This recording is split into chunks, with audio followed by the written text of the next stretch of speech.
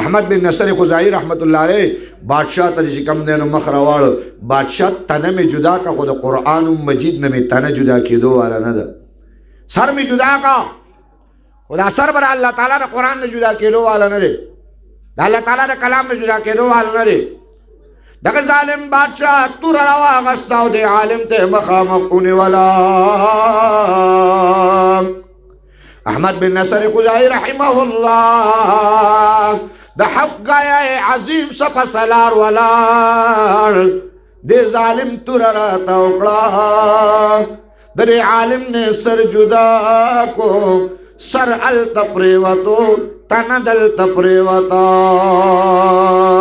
چی سر التپریوت تندل تپریوتا دا سر نعواز آگے اشہد اللہ الہ الا اللہ و اشہد ان محمد رسول اللہ القرآن کلام اللہ غیر مخلوق قرآن دا اللہ کلام دے مخلوق ندے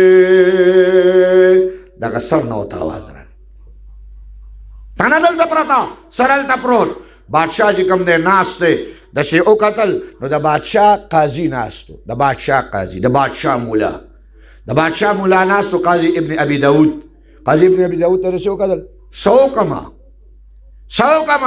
اور تویل جی دا شیعو کا دا دا سر دا بغداد پا چوک کے زوڑن کا دا عالم دا چوک دار السلام بغداد دا گئی پا چوک مین چوک کے زوڑن کا سچو قرآن تا مخلوق نوئی صدارتی آرڈیننس خلاف ورزی کی دا کوئی سزا دادا ایتا بس صدا پا دے رنگ بانی ملاوی گی بادشاہ چی دا خبر ہوا ہو رہی دا وی دا خوخا خبر ہوا قاضی ابن ابی داود دا دا بادشاہ مولاو خدای دی دا بادشاہ دا مولانا ہو ساتا خدای دی دا بادشاہ دا مولانا ہو ساتا اللہ تعالیٰ دی دا علماء حقا و سر لرا اللہ دی دا علماء حقا و سر لرا چاہاں ڈٹ کر ولاری او اگوی چی کم دے خپل دردونا او آہونا تکلیفونا او خپل جون او خپل زندگی صرف دا قرآن او دا اسلام دا صدا دا پارتی رہی او انشاءاللہ دا منزل بروانی پیغمبر قرآن کے اللہ تعالیٰ فرمائی سوک چی سود کی نو اللہ تعالیٰ تدے اعلان جنگ دے دا اللہ تعالیٰ سے رسی شیرے لگا اعلان جنگ دے سود کو پیجنے کنا پیجنے سود ستا وطن ٹول پر سود بانے روان ستا خوراک پر سود ستا پیسہ پر سود ستا چکم دے راتلل یعنی مطلب درامدات برامدات تجارت صنعت حرفت دا ټول په سود باندې دی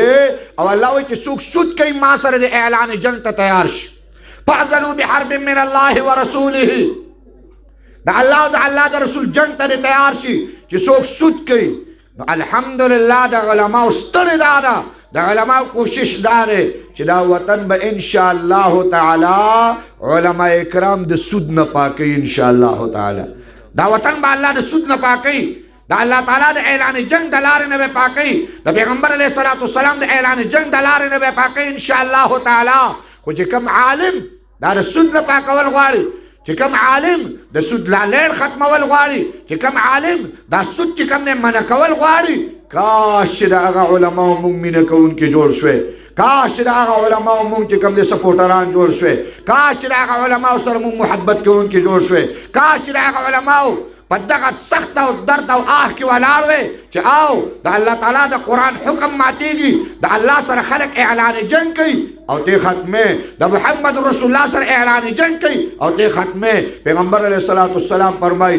دا سود یو روپے خوراک دا سیدی لکا دخپل مور سر چی سڑے زناو کی بل روایت کی رازی لکا شپک دیر شپیرے چی زناو کی بل روایت کی رازی لکا پخانہ کعبہ کی چی زناو کی سمریو روپے گناہ دا نندہ اگی گناہ دا ختمو اللہ پارے چی کم عالم کوشش کی مونگ دا اگی مزاق پڑھاو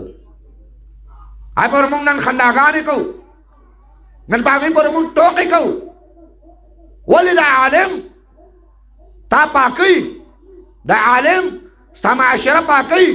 دا عالم ستا صنعت پاکی دا عالم ستا حرفت پاکی دا عالم ستا خوراک پاکی ستا سکاک پاکی ستا ټول وطن رواخ لپا سود بانے روان دے پیغمبر علیہ السلام فرمائی دا سے دور براشی دا سے زمانہ براشی چی سود سوک نکی نو دا سود ہوا با پیو لگی کہ سود نکی دا سود ہوا با پیو لگی وز دا سود دا نظام دا ختمولا لپارا چی کم عالم کوشش کی پکار دارا چی دا آغا عالم مٹی جوڑی شو مٹی دا عالم دا تندې خپل کو، هغه عالم ته نږدې شو، هغه عالم له سینه ورکو، هغه عالم د خپل سینې ته را نږدې کو چې ته هغه نظام او هغه عظیمه فتنه ختمه، هغه فساد ختمه چې په هغې باندې الله اعلان جنگ کوي او محمد رسول الله سره د اعلان جنگ اواز او صدا دا ماته میلاو شوې ده د الله د عظیم قرآن مجید نه. نو عرض مې دا کو علماو کوششونه کړي دي، علما کوششونه کوي، نو سر یې ولې جدا کو الته او د بغداد په چوک کې ولا سر ځوړند کړ، د بغداد په چوک کې. علامه ابن جوزی رحمت الله علیه لیکلي یو عالم وي د الله په ذات مې قسمي، د الله په ذات مې قسمي چې داسې مې واورېدل چې د دې عالم د سر نه د قرآن مجید اواز راځي، د الله تعالی د کلام اواز راځي. فرمای دا عالم نیمه شپه وه په نیمه شپه باندې روان شومه، دا عالم فرمای نیمه شپه باندې لاړمه، غیر چاپیره حکومتي ذرایع ترم پرته، سر د بغداد چوک کې ځوړل، تنه د بغداد نه په میلونو باندې بار پرته ده. دا عالم فرمای د سر مبارک د مخامخ ودرېدمه چې د پیغمبر علیه الصلاة والسلام وارث دی، د امام الانبیا وارث دی، د عالم سر دی د بغداد چوک کې ځوړل. فرمای زه مخامخ ودرېدم، وایي دی کې د قرآن مجید د تلاوت اواز د سر نه راغی. بسم الله الرحمن الرحیم، الف لام میم، احسب الناس ان يتركوا ان يقولوا آمنا وهم لا يفتنون.